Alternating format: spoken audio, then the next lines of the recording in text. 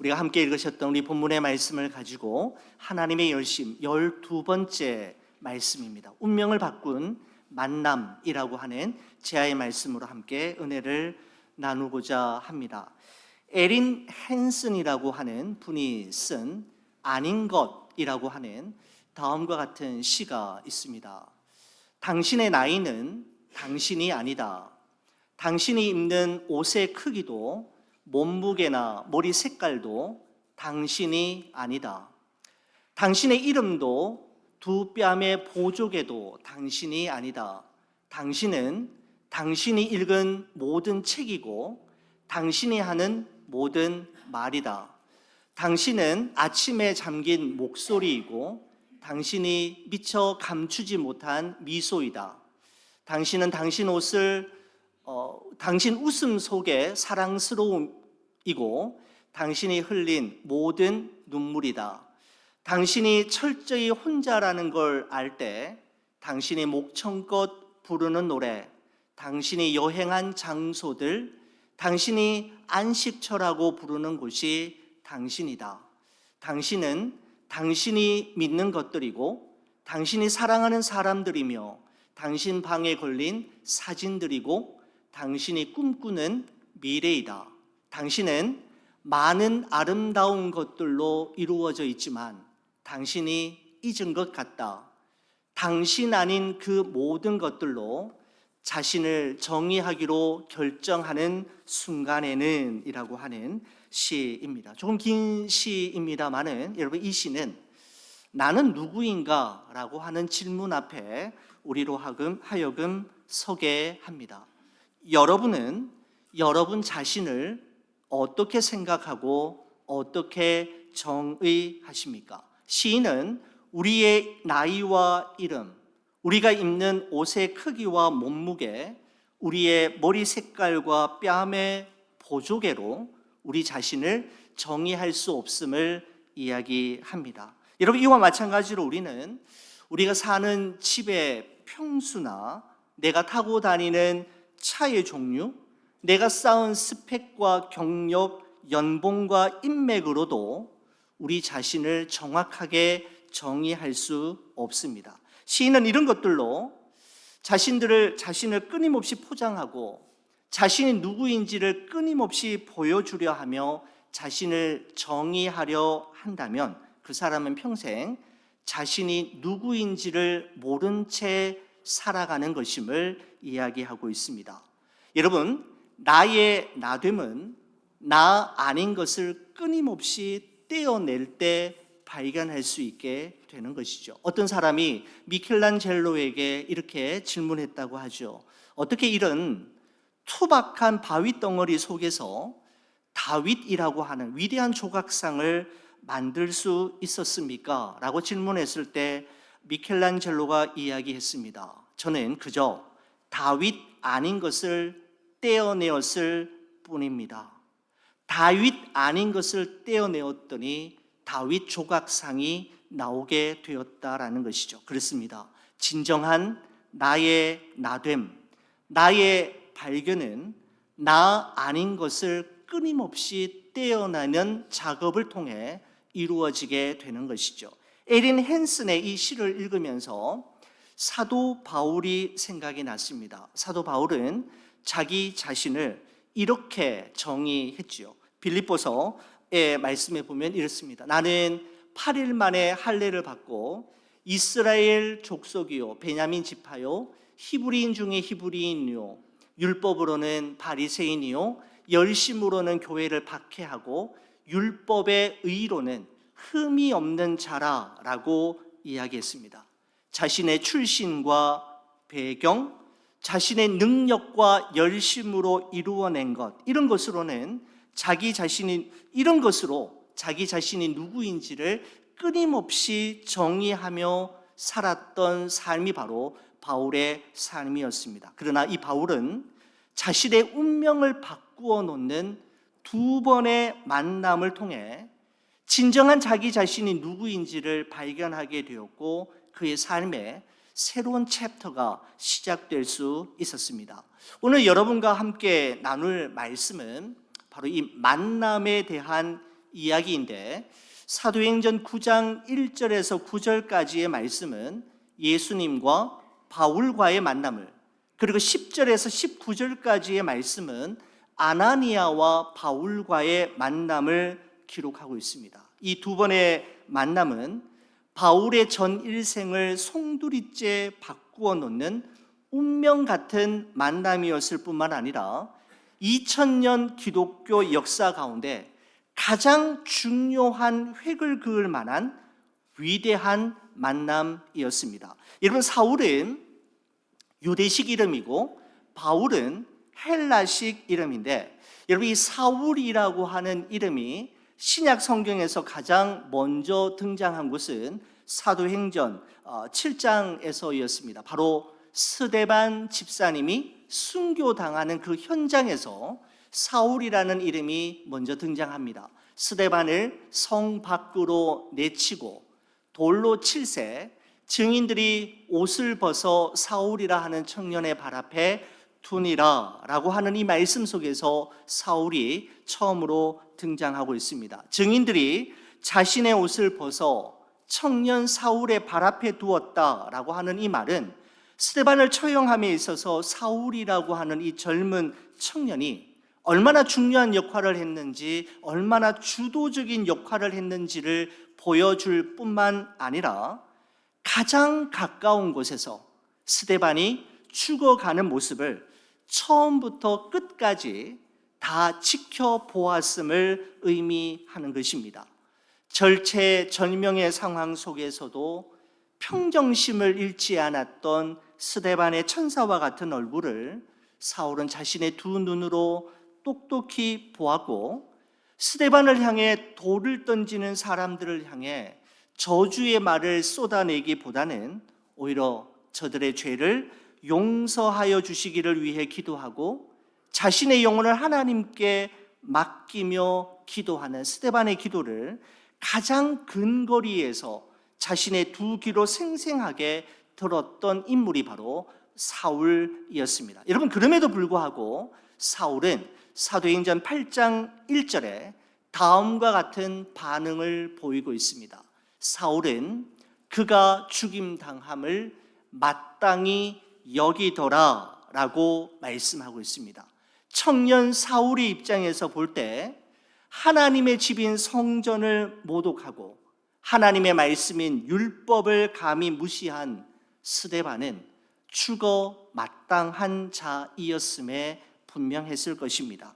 여러분, 스데반 순교의 이후에 더욱더 탄력을 받기 시작한 이 청년 사울은 예루살렘 교회와 성도들을 향한 박해의 수위와 강도를 더욱더 높이기 시작했는데, 교회를 잔멸하고 성도들의 가정에 무단 침입하여 남녀노소를 불문하고 끌어내었을 뿐만 아니라 옥에 가두어 고문하는 아주 잔인무도한 일을 서슴지 않기 시작했습니다. 바로 이러한 청년 사울의 살기 가득한 질주를 막아낼 수 있는 사람은 그 당시 그곳에 아무도 없었던 것이죠.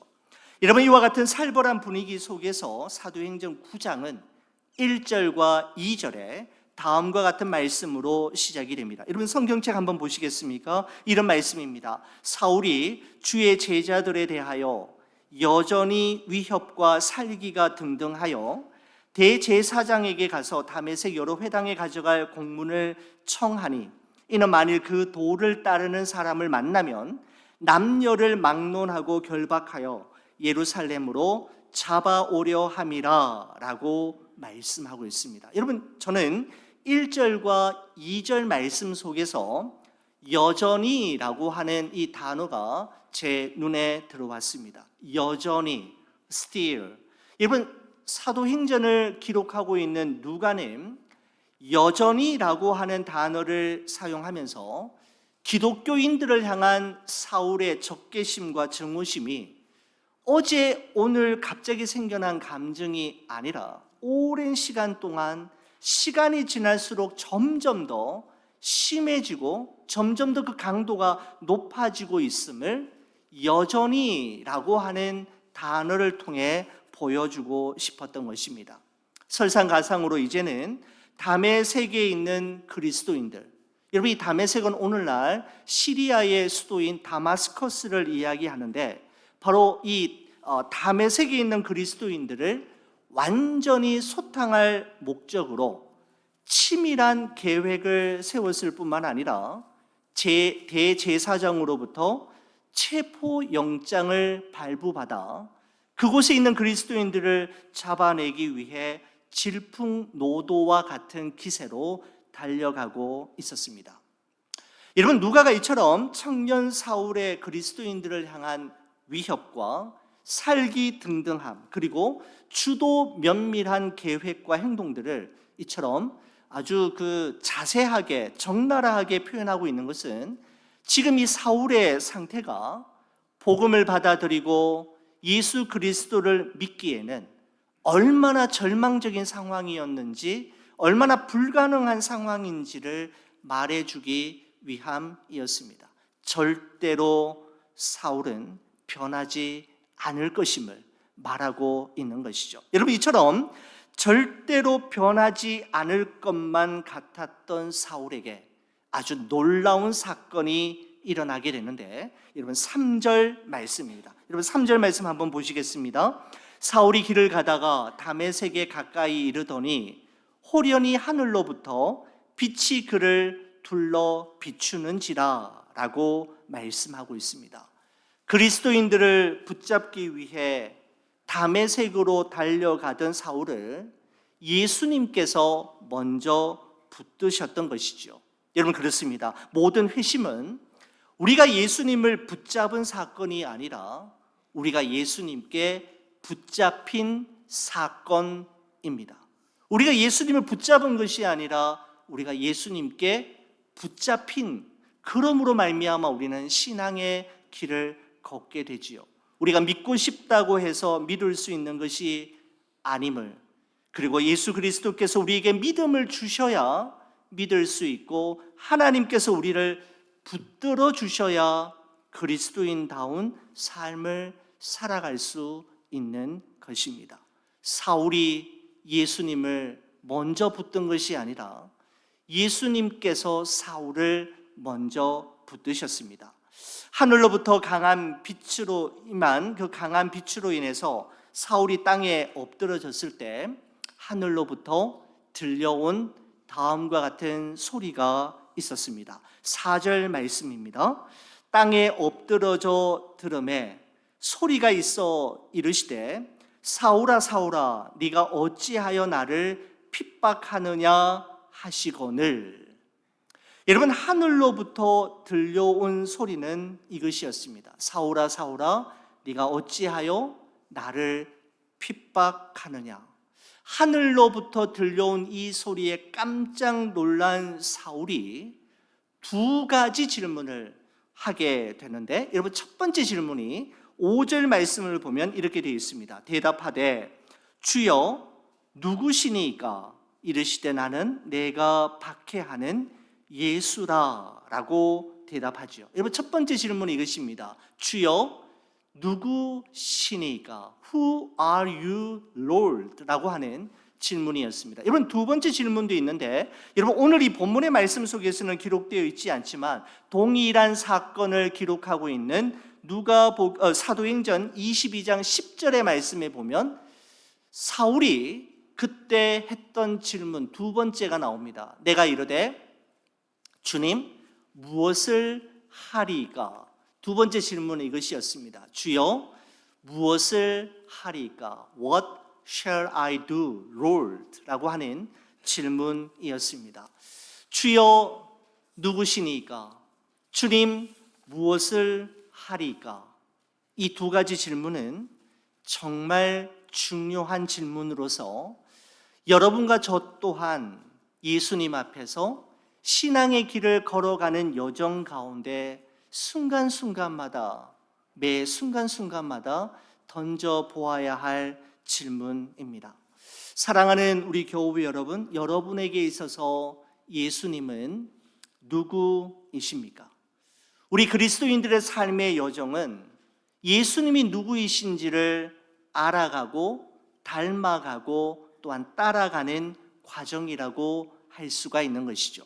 성경에 기록된 그 예수 그리스도를 내 삶의 현장에서 만나고 닮아가며 따라가는 것, 바로 신앙의 여정이라고 할 수가 있습니다. 두 번째 질문은 예수님, 제가 무엇을 하기를 원하십니까? 주여 무엇을 하리까? 라고 하는 이 질문 또한 중요합니다. 지금까지 내 욕망의 소리에 따라 움직이던 발걸음을 잠시 멈추고 주님의 소리에 귀를 기울이며 주님의 말씀에 순종하기 위해 주님, 제가 무엇을 하기를 원하십니까?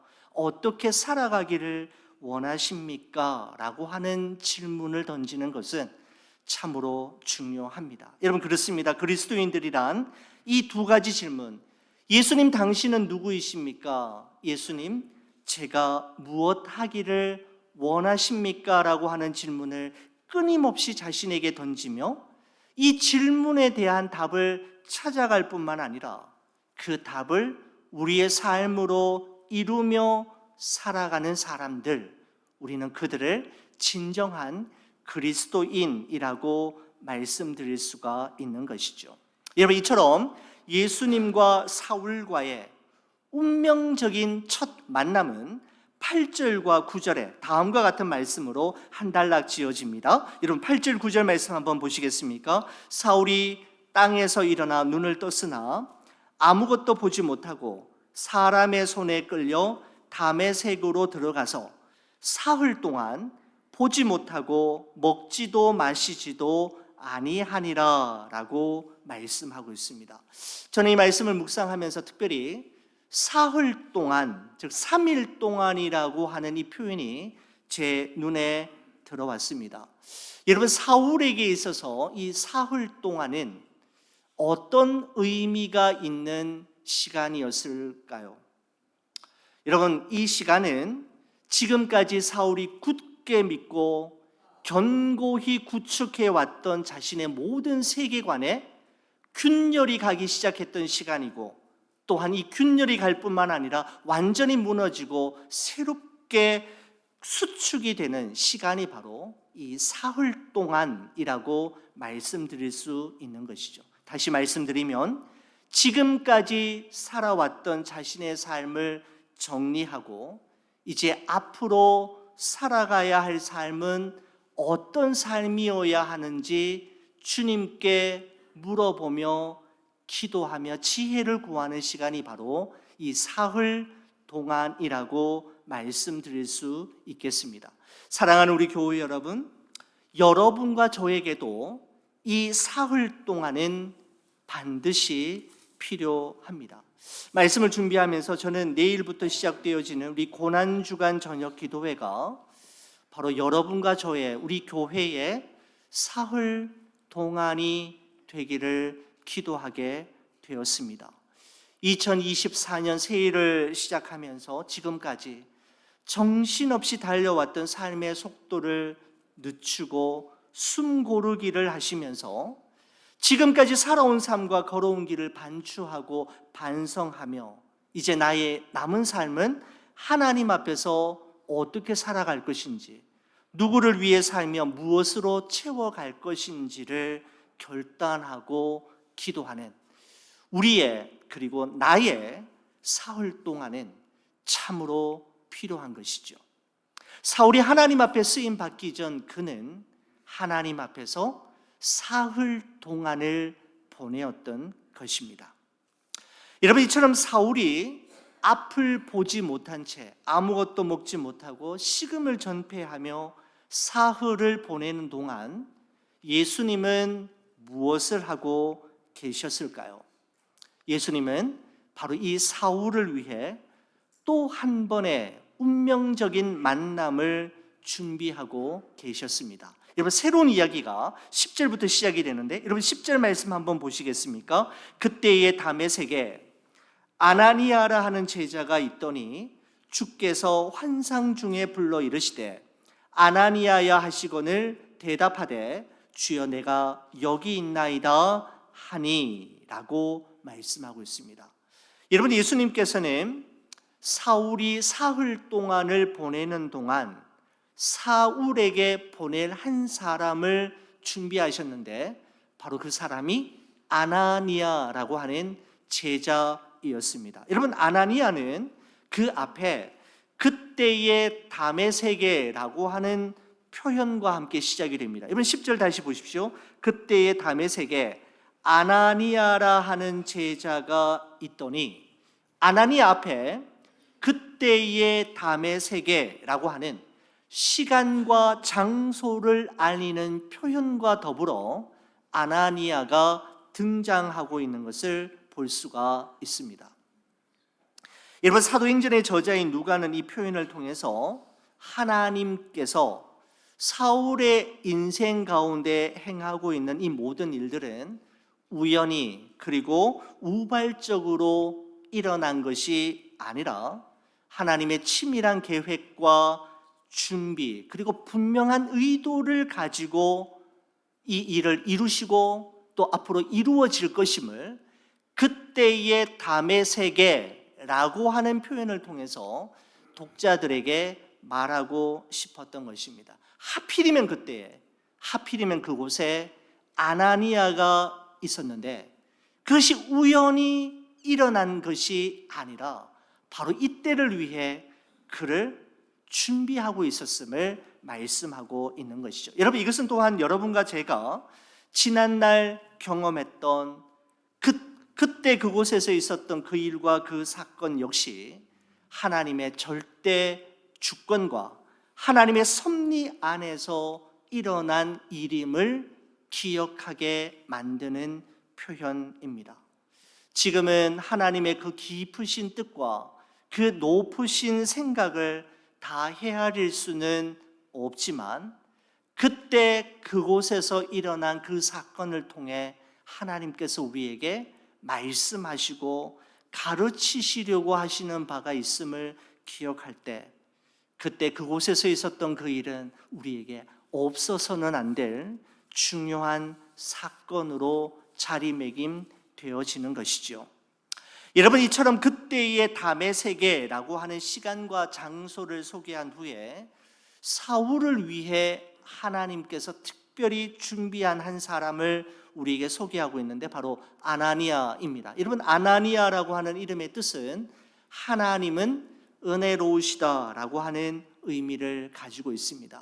절대로 변하지 않을 것 같고 절대로 안 될 것 같은 사울이지만 그 사울을 향해 하나님의 무한하신 은혜와 긍휼하심과 용서하심이 사울을 향해 끊임없이 흘러 들어가게 될 것임을 암시하는 이름이 바로 아나니아라고 할 수가 있는 것이죠.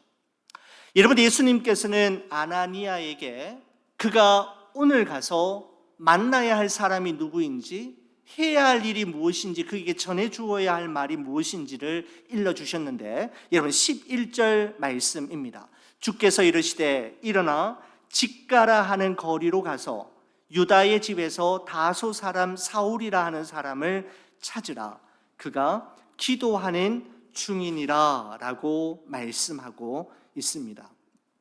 여러분, 아나니아는 다소 사람 사울을 찾으라는 말에 아마 자신의 귀를 의심했을 것입니다. 왜냐하면 그는 이미 사울이 어떤 사람인지, 어떤 일을 행했는지, 그리고 그가 왜 이 다메섹까지 오게 되었는지에 대해 이미 잘 알고 있었기 때문이죠. 이런 악명 높은 사울을 찾아가는 것은 자살 행위와도 같은 어리석은 행동임을 이 아나니아는 알고 있었기에 13절 14절에 다음과 같이 또한 이야기합니다. 13절 14절입니다.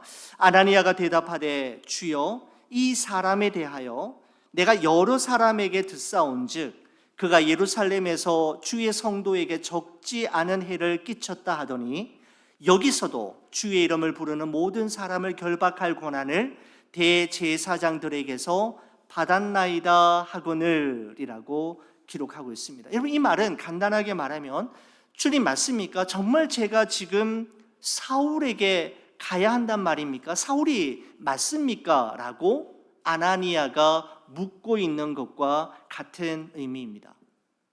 여러분, 상식적으로 볼 때 아나니아가 사울을 찾아가는 것은 정말 무모하고 위험한 일이었을 뿐만 아니라 도무지 납득이 되지 않는 일이었습니다. 여러분, 그럼에도 불구하고 아나니아가 순종할 수 있었던 것은 그 말씀의 내용 때문이 아니라 그 말씀을 하신 분이 누구인지를 그는 알고 있었기 때문입니다. 바로 자신을 그곳에 보내시는 주님에 대한 온전한 신뢰가 있었기에 이해가 되지 않고 납득이 되지 않았지만 말씀에 순종하며 갈 수 있었던 것이죠. 여러분, 그렇습니다. 하나님께서 여러분과 저의 신앙 여정 가운데 우리의 이성과 상식으로는 이해되지 않는 사건과 문제들을 허락하시고 도무지 납득이 되지 않는 신비의 영역을 남겨두시는 이유는 우리로 하여금 하나님께 대한 온전한 신뢰를 가르쳐 주시기 위함입니다. 여러분, 아나니아와 사울과의 첫 번째 만남을 본문 17절에서 19절은 다음과 같이 우리에게 증언하며 오늘 말씀을 한 단락 짓고 있습니다. 우리 17절에서 19절은 저와 함께 같이 한번 읽어주시겠습니까? 같이 읽겠습니다. 아나니아가 떠나 그 집에 들어가서 그에게 안수하여 이르되, 형제 사울아, 주 곧 네가 오는 길에서 나타나셨던 예수께서 나를 보내어 너로 다시 보게 하시고 성령으로 충만하게 하신다 하니, 즉시 사울의 눈에서 비늘 같은 것이 벗어져 다시 보게 된지라. 일어나 세례를 받고 음식을 먹으매 강건하여 지니라. 아멘. 여러분, 절대로 무너지지 않을 것 같았던 난공불락의 철옹성 같은 신념을 가진 사울, 바늘로 깊이 찔러도 피 한 방울 나지 않을 것 같은 철인 같은 사울이었지만 하나님께서 보내신 아나니아를 통해 그는 자신에게 일어난 일이 어떤 의미를 가지고 있는지를 깨닫게 되었고, 이제 자신은 어떻게 살아가야 하며 자신의 삶은 무엇으로 채워가야 하는지, 그리고 내가 주를 위해 해야 할 일이 무엇인지를 발견하게 되는 계기가 되었습니다. 그리고 그는 주를 향한 첫 걸음을 내딛게 되었던 것이죠. 사울과 바로 아나니아와의 만남은 운명적인 만남이었습니다. 저는 이 말씀을 묵상하면서 지금 그리고 여기까지 살아오면서 저 역시 여러 명의 아나니아들이 있었음을 깨닫게 되었습니다.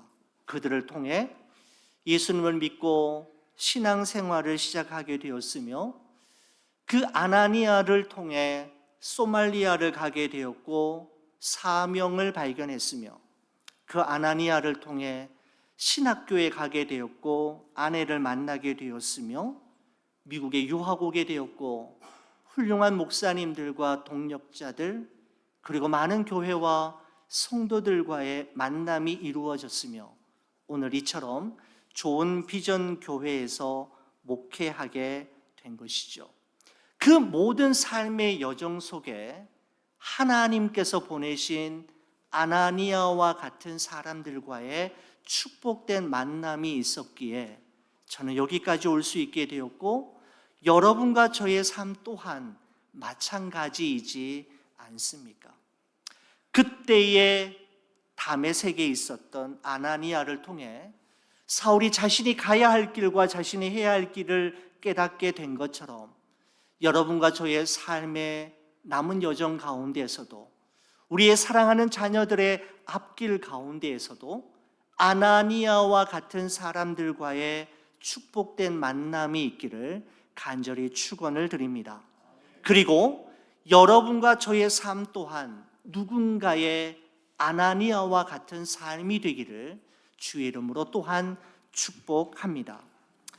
여러분, 다메섹 도상에서의 예수님과 사울과의 만남, 그리고 집가라 하는 거리에 있는 유다 집에서의 아나니아와 사울과의 만남이 사울의 운명을 바꾸어 놓았고 기독교의 물꼬를 터는 계기가 되었으며 하나님의 영광이 드러나는 결과를 낳게 되었습니다.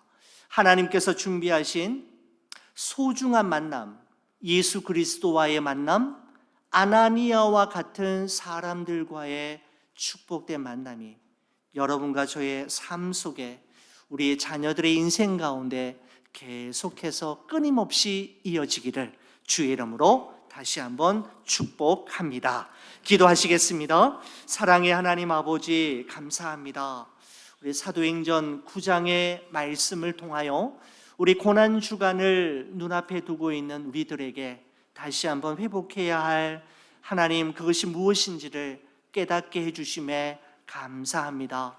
예수 그리스도와의 만남이 있게 하여 주시고 지나온 우리의 삶을 반성하고 반추함으로 이제 우리가 걸어가야 할 길, 살아내야 할 삶이 무엇인지를 발견하게 되는 시간이 될 수 있도록 은혜를 베풀어 주옵소서. 예수님과의 만남, 그리고 아나니아와의 만남을 통해 사울의 운명이 바뀌고 사울의 삶이 완전히 반전되었던 것처럼 우리의 남은 여생 가운데에서도 우리의 사랑하는 자녀들과 우리 손주들의 삶 속에서도 예수님과의 만남, 아나니아와 같은 이들과의 만남이 끊임없이 이어짐으로 주를 기쁘시게 드리는 삶 살아갈 수 있도록 역사하여 주시옵소서. 주께 감사드리며 예수 그리스도의 이름으로 기도 올리옵나이다. 아멘.